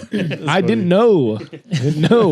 I know you don't know. Yeah. He corrected me. Okay. The guy's famous. Don't even talk to the guy. Okay. Well, something I want to point out too, because you started it with Thrifthood was an accident. Yeah. Like, did you have any goals or plans like this of what you're doing right now back then? No. I was working at Vivint before we started. I had like a good salary job with them. They were sending me around the country to like train people how to sell Vivint. So they pay for like the flights, hotel, rental car, gave me like a Amex card too. And it was cool because it just felt like I finally had like an adult job that like my mom's proud of me, where I'm not like a sales bro where that like people might have like a negative connotation with sales bros, like I had like a good job. It was cool. It was fun. I was traveling the country, like just training people how to sell it. And then Thrifthood kind of came up, and about 7 months in, I had to make the decision of like, okay, which one am I going to do? And, and it's the American dream, right? You chase your dream and do that. And, no, the plan was never, I don't know what the plan ever was. It was just like, it kind of happened, and then it just kept happening faster and more. And I'm like, oh shit, like, okay, here we go. By the 7 months in, we had like, it was like 7,000 followers just from my basement. Yeah. Cause it got to a point where it's just like, okay, these Tuesdays and Thursday nights, I have like a couple hundred people coming over to my house. This can't work anymore. And it was in like a gated, it's not like a gated community, but it was like a gated community, but the gate's always open. So like there's an HOA. So like we got some complaints of like parking. I remember you parked in the neighbor's house. You parked in the neighbor's driveway, Brian. I remember that. Wow. I remember that. HOA. Hey, I need you to move your car. I remember that. Yeah, so that became an issue too, where like neighbors were complaining. So I'm like, okay, this can't happen anymore. And so we had to move. And so it was just events that kept happening that kept leading to the next step of Thrifthood. And so maybe like 2-3 years in, once it became like, okay, this is like sustainable to like provide for our families, whoever was working there at the time. And then, we started to have more goals and plans. now, so we had some like management change, ownership change about like a year and a half ago. And so since then I've had to make new plans and new goals for like where Thrifthood needs to be. And so, yeah, it was always just something that led to another thing that just like worked out. Scary. Yeah. Because we never knew what was going to happen. Yeah. So, but it was always so exciting and I knew I could do it.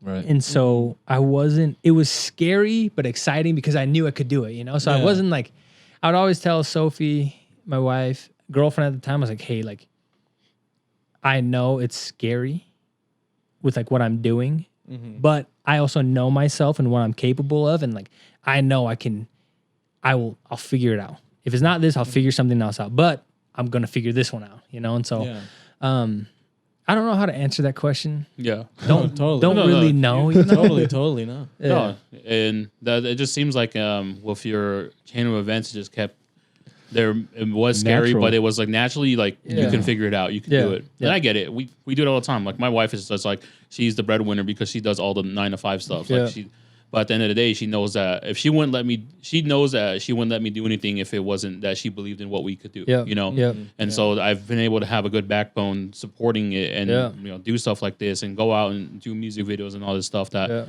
you know you asked me 2 years ago I probably wouldn't have said I would be able to do that kind of stuff. Yeah, it's important to have a good support system for sure. Yeah. Oh, man, say I lost that question. I had like a question. Oh, so you told us about the like origin of like how Thrift was started and the name just came about. But when you were starting, did the name just did you know that was going to be the name, or did you go like through a cycle of names? No, we didn't really have a lot of options, but me and the previous business partner, who's no longer part of the business, we were outsourcing some stuff and we were just bouncing ideas back and forth. And she called her friends hoods, and I would call my friends like we were like hood rats or whatever. So hoods was like a common, kind of a common word that we both use. And we were thrifting. I found a crew neck and it said Hood University on it. We still have that. I still have that crew neck today, but I was like, oh, that's kind of cool. What about like Hood Thrift or Thrift Hood? And she's like, oh, Thrift Hood's kind of sick. So then we're like, let's just go with Thrift Hood, and not knowing where it would be, right? Because sometimes the name is confusing to people because we're not a thrift store.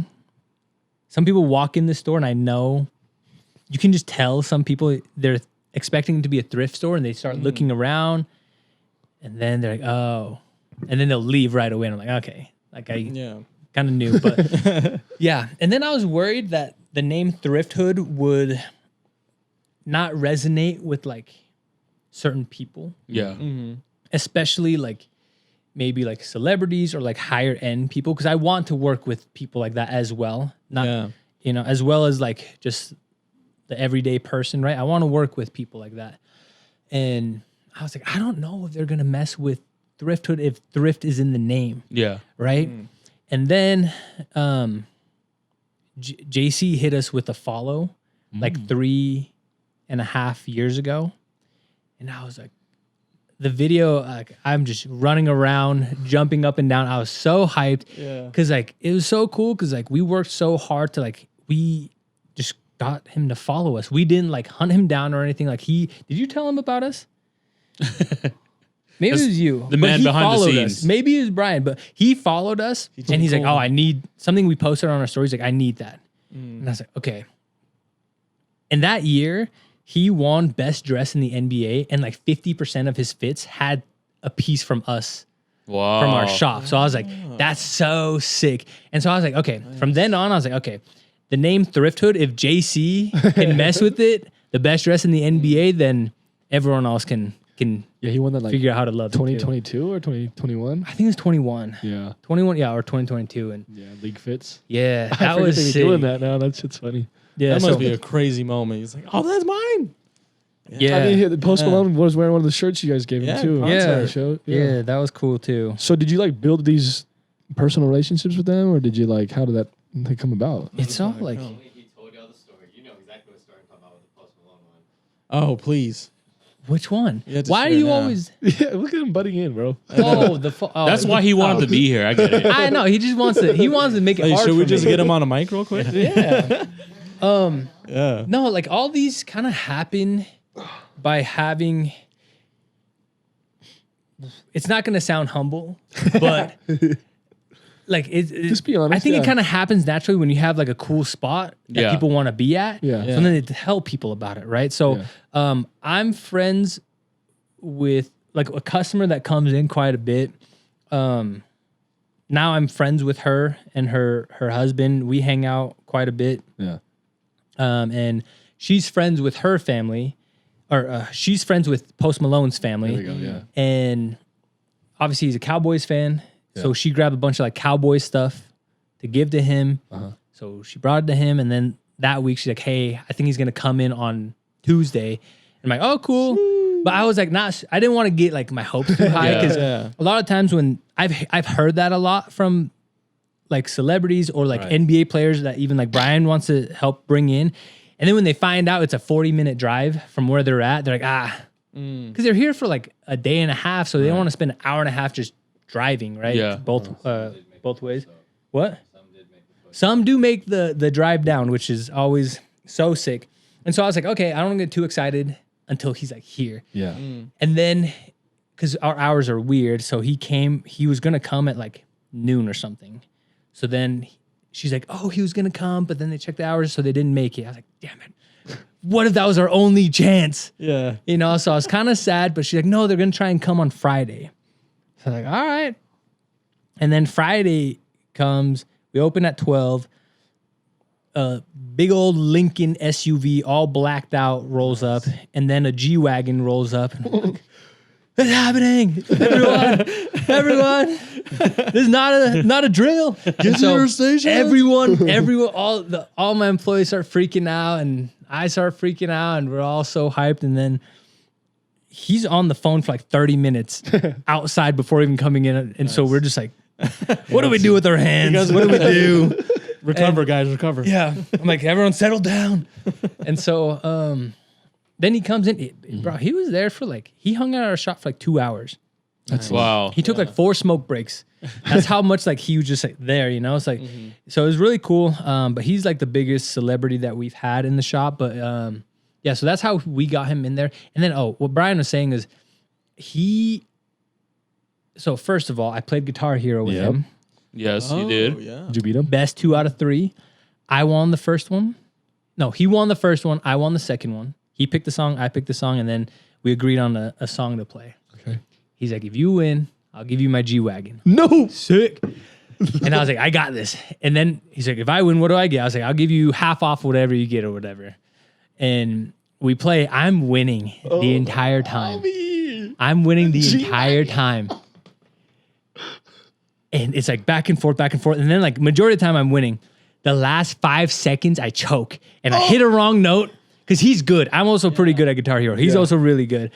I choke and I lost it. And he's like, I get to keep my car. I'm like, shit, I think he was serious about it. Yes, you know? Like what? I was like, no. And then his wife was like, I'm pretty sure he was gonna, or his fiance was like, I'm pretty sure he was gonna give it to you. I was like, oh no. I was like, oh no. And then not crazy, just one, man. I didn't drop the ball just once, but twice. He's like, hey, we can have a rematch if you want to come over to my place. Get my number and you can come over sometime, we can play.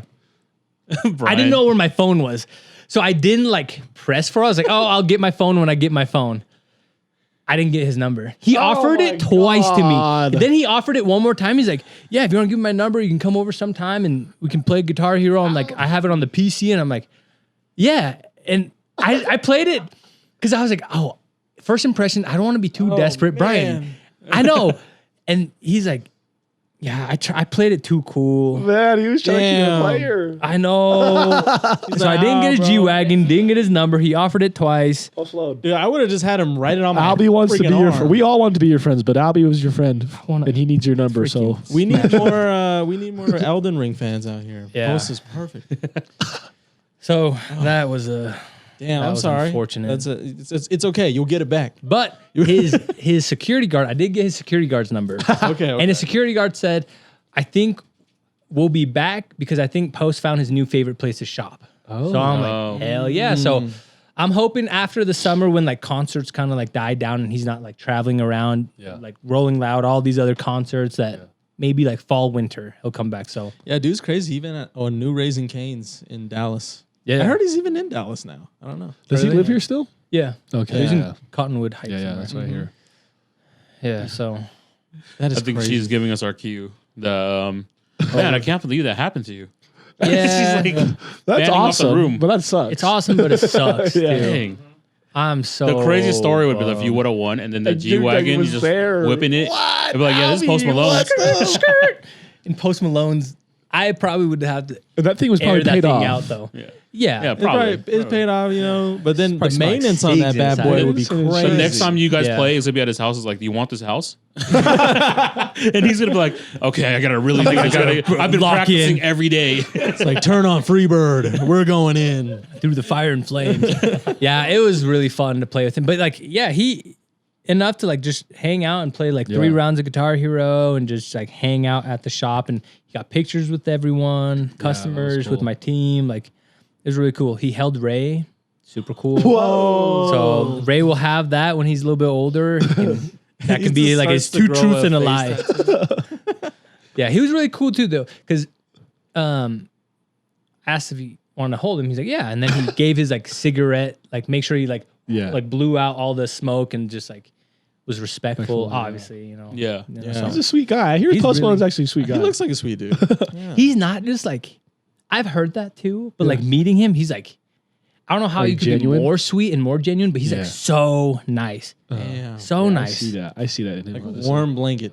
Yeah, he did bring his daughter with him. He has a daughter. Yeah. And Ray was playing with her because she's 2. He's like Yeah. he was like 7 months at the time. So sweet. So I'm like, Ray, come on, come on, come on, Mary Rich. riz her up, come on, Crazy. That's crazy. Lock it in, baby. Ray, come on, we can do this. We can take Thrifter to the next level. Thrifted by Post Malone. I think the Chinese was coming out a little bit. He's like, Arranged marriage. crazy rich Asians right now. We can do But this. but his daughter is half half Asian, yeah. Korean. half but- Korean, half yeah. Korean, yeah. So I'm like, come on, this can work. It didn't work. All of us dropped the ball. The whole family did. Oh, we dropped the ball. My ancestors are disappointed. Too funny. Dude. His Mushu in the cricket on his shoulders. Like, did you not give him the number? He's like, I can't find my did. phone. I can't find my phone. They're turning in their grave right now. Why did you grab Sophia's phone? I don't know. Oh my God. Honestly, I wanted to play playing too cool. but in those moments, it's like You're there's enjoying it, But yeah. there's also a fine line because like I always talk about like taking pictures or getting like autographs from like celebrities. Yeah. Like Yeah. they're just normal people at the end of the day, and Yeah. sometimes they just don't want to get bugged like that, right? He want to be your friend. The difference is it'd be different if I'm like bugging him for Yeah, the but number. you had the He opportunity. offered it twice. He asked you offered it. twice, Albee. He asked you He- twice. And then offered his G-Wagon. Don't worry, we're literally is the gonna one that turn got this away. whole segment into a reel, and everyone's gonna keep tagging him. No, after this, we're gonna have to go to. I'm gonna have to go to therapy. This will be like a therapy session yeah. afterwards of like, it's okay. You'll have opportunities again. Like, Like, no, I won't. abundance. It's all good. Yeah. It's all good. It'll come back. Like I'm not worried about it. That's He'll so come back. crazy. We'll be chilling. I'll Posty. be in his house soon. We'd love Yeah. to have you on. Yeah, let's get you on. I would text him and offer, but I can't do that anymore. It's heartbreak. He's gonna I write a did. book. It hurts though that you were just like it's like game 6, and you're like, all right, I gotta make this to tie up the game, and you were it's actually a- ahead. And it's a layup. Yeah, and you It's a airballed. layup or dunk. You airballed the layup. J.R. Smith. This is life after post. Post after Yeah. life. Post after Post life. post after life. Yeah, you want to be my friend, like a real friend, and like hang out. Oh, that would hurt me, bro. But it'll happen. Hey, when I get the number, invite me back and we'll talk about that. Yeah. The success story. Like Raising go. Cane's for life. yeah. Getting crazy. That's the next time they play is like you get a lifetime membership at Raising Cane's. He's like, I don't want that. I want a G-Wagon. I want a G-Wagon. G-Wagon. I want to look cool, on. not get fat. The hell? Man, that's such a crazy story. It's so crazy to hear that kind of stuff because you see it on the Thrift Hood stuff. Yeah. all the time what you get to do, what you've accomplished, and the people you've met, you know. And for us to hear the story of how that happened is mind blowing because we actually kind of feel your pain. We weren't in your situation, but now I feel it. Yeah. I'm hurt. Yeah. I've heard for you. I know. It's one of the things where it's like, it's so close. And it just didn't happen. Brian's over there like, I can't believe he did that. Yeah. But no, we're coming towards the end of it here. We have a closing segment on the podcast where it's called our chef special. Your chef special is either a recipe as of lately or just free advice and game to our viewers. What do you mean like food recipe? Yeah. Yeah. You cook? Sick. Some of our guests have been You got just like a been Malaysian shouting out you got a some Malaysian recipe that you do? No, my mom does though. She was just in Malaysia the past like 3 weeks, and so we haven't had dinner at her house in a while. And my wife was just complaining that she's like, your mom hasn't, and I hope she doesn't listen to this, but she's not good at like American food. Okay. Okay, yeah. And every yeah. now and then she'll cook American food, and she'll cook the driest steak. Oh, And I'm not like, the steak. It's her steak. Yeah. Boiled chicken. It's all they make at their house is boiled chicken and then Oh, Yeah, it's dry like steak. well done dry Yeah. steak. And we're like half the time just trying to saw through this thing. And so like my wife's like, I miss your mom's Chinese food. And so so she just got back from Malaysia. So she brought back a bunch of like ingredients. So hopefully this Sunday we can have a good meal. But no, me and my wife just started cooking, like home cooking the past like 2 weeks.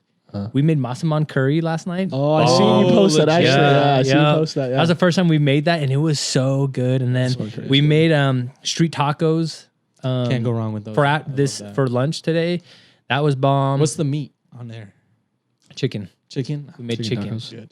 It was so good. It was so I good. love tacos, dude. Oh, I love tacos. Yeah, food's good. What was the other Free thing you game? want me to talk about? The chef You could give free- special. chef Yeah, you can game. keep going. Yeah. It's just advice. Just advice. Food, advice. I'll go advice because food. I feel like we talked about food, not a lot, but we It was talked brought about up. food quite a bit. Yeah. Because people like eating their soup. Food is so. We're I told someone the other day, I was like, I want to be a food critic. Oh, James Co. Yeah. Co is how you say it? Yeah. You guys know James? You guys should get James on your Oh, podcast. yeah. We'd love to. whenever he's done trying to find Drake. Yeah. Yeah. Do you guys have contact with him?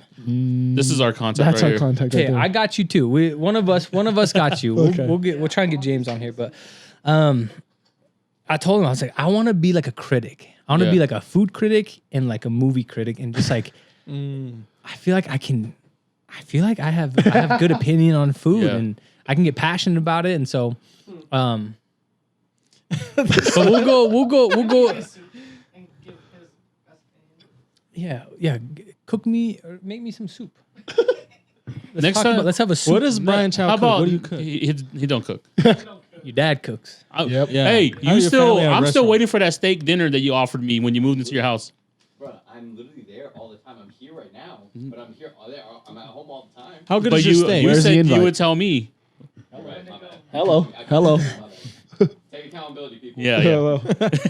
Anyways. There's your side for the day. Anyways. It's not your episode, Brian. Yeah. I wasn't on it. Get in line. I waited like 3 months for this. Honestly, yeah, we would try to. True. Yeah. I don't know. Advice? Give me like a topic that I can give advice on. Just something that you have taken in As as a- being a business owner, or Either. a father, or Business? whatever. We Yeah. can go. Just do business. man. Let's do business. Yeah. Business? Okay. Okay. My business advice would be this is going to be more towards people who want to start Yeah. a business. Yeah. Because I have in this industry, there's a lot of people who want to do this. A lot of people want to be resellers, whether it's vintage or sneakers or whatever, right? And so I've probably had over 20 like customers come and ask me like advice of like, hey, I want to open a shop. Like, what can you tell me? And I don't want to be a gatekeeper, you know, like I'll gatekeep the things that need to be gatekept. Yeah. Gatekept. But like the advice I can give, I do give them as much as I can, which is if you're starting a vintage shop, a thrift business, or selling sneakers, you have to be different than what we're doing. Because if you're trying to model it after what we're doing, it's not going to work, because we already have kind of we're a little bit more dominant in Utah, right? So if you start or established, sorry, not dominant, established, but dominant, yes. You're just gonna be drowned out by us, not because we're trying to drown you out, but Right. it just happens. We have, especially starting off, we're gonna have better stuff. We're gonna have more stuff, and we have a community and a culture, and just so much more. We have a following, you know. So like you're gonna be drowned out. So if you want to start something that someone else is already doing, you have to be different, you know. And I don't know what that different is. That's for you as a business owner, as an entrepreneur to find out. But you have to be different, right? Otherwise, you're just gonna blend in with us, right? And then if someone had an option to come to us or come to you, they're probably gonna come to us just because we have that being established already, right? And so, like I've seen a lot of these the kids who they don't take that advice and they just start a shop and they're not really different. And then I see them, I'll check on their page, and then like a couple months later, it's like not active anymore. I'm like, dang it, you know, like, because I want them to be successful, you know. It's like there's enough room for everyone to be successful here in Utah, and you know, but you got to be different. You got to stand out, you know. Like even what we're doing, some days or some months or seasons of like Thrifthood, I can tell that like if like sales are down or like engagement's off, I'm like, it's because we're not standing out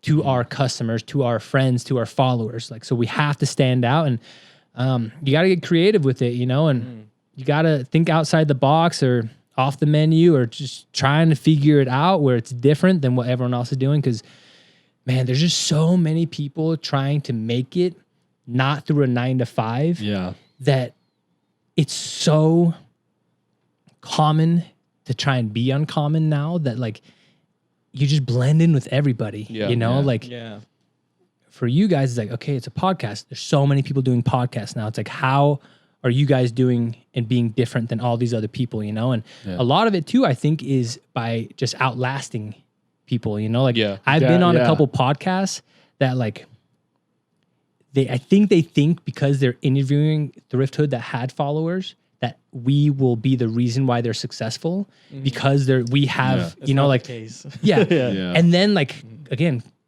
they have like 9 episodes and then it's done. You know, it's like, but it's that consistency and outlasting your competition, right? We've been doing this for 5 years, and we've outlasted a lot of people who have come and gone, and, you know, and the people who can just push through it, you know, and eventually something will click and make sense, and then it'll just work out, you know, and have some resilience. No, that's very well said. I really couldn't like depict that any better. Like especially navigating, trying to find your individuality and like selling yourself. It's very hard. It is. Yeah, it's really hard. So something that I've noticed too, and I'm just gonna use like being an influencer or like a TikToker or whatever, right? Yeah. I was talking to my wife because I don't know if you guys have noticed, but I'm a big customer service guy. Yes, you are. Almost every He's so Yes, nice you are. to every- almost every time I go out to eat or I'm in a place where there is customer service, it's always so ass. Yeah. It's bad customer service, and it's almost always from the ages like 16 to like 20, 22. Of course. In my mind, I feel like because being different and finding your individuality or being like standing out and being an influencer is like almost everyone probably knows someone that's an influencer. So it's right there, right? Yeah. It's not too hard to become one, right? Yeah. And I feel like a lot of these kids who work, they just think that like, oh, like it should be easy for me as well. You know, so they lose that customer service experience. They lose that person connection. Yeah. Where there's like, oh, like I'm posting all these videos. I should be also how this person, my friend who is now traveling the world, going to F1, going to all these, invited to all these photo shoots, getting this free stuff. I should also be able to have that. So I feel like their minds are just out of that customer service experience, right? Where that's what is going to get you that next level, right? It's like whether you're working at McDonald's or you're an influencer, like you have to have that people person relationship and that customer service. You know, customer service isn't just taking someone's order. You know, it's like it's learning how to talk to people and treat people nice and just treat people fairly, you know, and that will get you far in life. Yeah. You know, so just having a little bit of empathy and sympathy, you know, understanding how people and interactions are, you know. And it's crazy that you say that because like over the last, I worked call center jobs almost my whole life. And that's the one thing you learn is to be empathetic and sympathetic, right? That's the one thing they're always going to teach you. So because of that, I've also been able to be a great people person, you know, and also, like you said, you know, anyone that's ever got to see you in public, you take your time to speak to everyone that you can. Every pop-up I've ever seen, like the last one you did was at Cooperative. I just tapped your shoulder. You were talking to someone. I said hi, and then I walked away because that you already having an interaction with someone, you know. But yeah, no, and just like that's just how it goes, and that's where you're gonna. And you've been able to offer such beautiful like things to the world, you know, from Thrift Hood to now even saying because the one thing people don't ever talk about is the in-person interaction. Yeah, that a lot of us lose that. Because we want to be behind the scenes or don't want to be in front of the camera. Yeah, you're in the forefront, dude. Like you're in the front of everybody, and you're still working the job, and you're doing everything. So like that's props to you. It's not easy to do. That's retail, man. That's that's like where I want to be. But that's the thing. I tell like it. Like there's one point, like a couple months ago, my employees. I'm not going to say their names, but they were kind of bummed and felt like they were left up at the front to work checkout while they had FOMO of like, oh, we're having fun in the back. But I told them, I was like, hey, like you guys got to get this in your head. The best and most important job of all of our operations is the checkout. Preach. That's the first person people see, and that's the last person people see. So their first impression and last of Thrift Hood, or potentially last of Thrift Hood, is you. Yeah. And I was like, if I had a choice, before I took like more responsibilities when like ownership changed, I was always in the front. I love working checkout. I love being at the front, talking to people and just making sure they have a good time. And, you know, like they feel welcome and they feel like they can just be here and be who they are and not feel like they need to buy anything, or like, I don't want to, like someone comes in not wearing Jordans or not wearing like a cool outfit. I don't want them to be like, oh, I can't shop there because I'm not cool enough. You know, it's like, I don't want that to be the case. You know, it's like, come wear whatever, be whoever you are. And like, you're welcome. And that's the beauty of the 90s as well, is I feel like everyone can relate to it. Yeah. You know, and like everyone can find something cool there that they can relate to. And so I don't know, like it's hard, but I love working the front. I wish I could be there all day, every day. People don't understand how far a greeting goes and a goodbye. Like, especially working retail, like, because I did for years. Yeah. And it's really that. And plus, it's just like, I'm envious of what you guys do, because it's like your vibe, your culture, like you guys get to really call the shots. So it's really, I would kill to work in something like that, especially when I was working retail. Are you looking for a job? I don't know if I can get back in retail. We're hiring. Yeah. With our current schedule. You know what I'm saying? We're hiring. Salt Lake City. The Salt Lake City is opening. Yeah. We need I a got manager. six. He said we need a manager. I got 6 years under my belt. Shit. See me in Salt Lake, baby. Oh man, but no, we would like to thank you for joining us here. Thank you for having me. It meant a lot. lot. This was fun. This has been something we've been waiting for. You know. Yeah, honestly. And what was I going to say? It was just, no, like thank you for giving us the opportunity to sue a few, and now we get to see more behind the scenes of what you go through. Yeah. Yeah. Thank you for the drive. I mean, the drive is and the drive. too. The fact that you made it out here. Next episode is gonna be at Thrift Hood. We'll do that. Yeah, come to Thrift Hood. We got a cool little spot for we can podcast. We can set something up. Yeah, they have a little spot. They do. Yeah. No, we can make that work out. Yeah. The same. Oh yeah, you guys had one of the best things during All-Star Weekend. Oh yeah, that was amazing. Setup was lit. That was sick. Yeah. That was like a highlight. They did so many crazy things, bro. Yeah. Think about it, bro. That was a highlight of like Thrift Hood lifespan. Yeah. Yeah. We got an email. I know we're wrapping up. But no, go ahead. Come back. You're okay. We got an email from Mitchell and Ness and Slam Magazine to do like a partnership to do this All-Star Weekend together. Yeah. And I was like, this is the craziest thing that we started in my basement, and now we're doing stuff with Mitchell and Ness and Slam Magazine. Insane. And then we got invited back to do Indiana with them. It ended up not working out for whatever reason, but we got invited. Like, the door's still open to do more stuff with them. Now we have a door opening with Starter brand too, to do something with them. And so we're also able to do like a custom starter jacket, which is so sick. So Wow. I miss those starter jackets too. Me too. they're cool. So there's a lot of doors opening up for us, especially this year. So everyone stay posted, follow us, follow Off the Menu, stay connected. Because there's a lot of big things happening here for Thrifthood, and then I think in Utah in general too. Like you see a lot of like all the people you guys bring on, like all the local homies. Like there's a lot of cool people and cool stuff going on in Utah. Yeah, for sure. A little bit slept on, but we're like It's we're getting there. there. It's like getting there. but it's like there, but it's also getting there. It's like Yeah. like there's so many things. Yeah. Like Utah is a dope spot. I No, like it is. Utah, so And we've been telling everyone that, over the last year, we've had the opportunity to sit down. We tell many everyone people. that comes on here, it doesn't matter how many followers you have, it doesn't matter, as long as you're doing something dope and like we resonate with it and we're like, we will sit down with you. So that's what I tell everyone. We don't have any minimum requirements to be on this podcast. I feel like a lot of people are doing amazing stuff and I want to highlight that. Yeah, there's so many episodes that have come around where we're like, that was amazing. Like we did not expect it, and it's a kind of a blessing on our end, just welcoming them in. I'm like, walking them in. I was like, what is it? That's so stupid. Oh my God. But make sure you guys follow everything below. I'll have Albee's information. And then make sure you guys check out Thrifthood if you're in the Provo area. And maybe in the Salt Lake area soon. Salt Lake. And then St. George. St. George. yeah, big things. Yeah. Worldwide, baby. A lot of work. Worldwide. But that is episode 82 Off the Menu Podcast. Like, comment, subscribe. Try to get us to 500. And then we'll try to keep putting out more content for you guys. And go watch the vlog if you guys haven't watched it yet. Because that's something new that we're going to be trying out this year as well. Cool. Peace out, y'all. Play excellence, play beautiful, and play proper stupid. And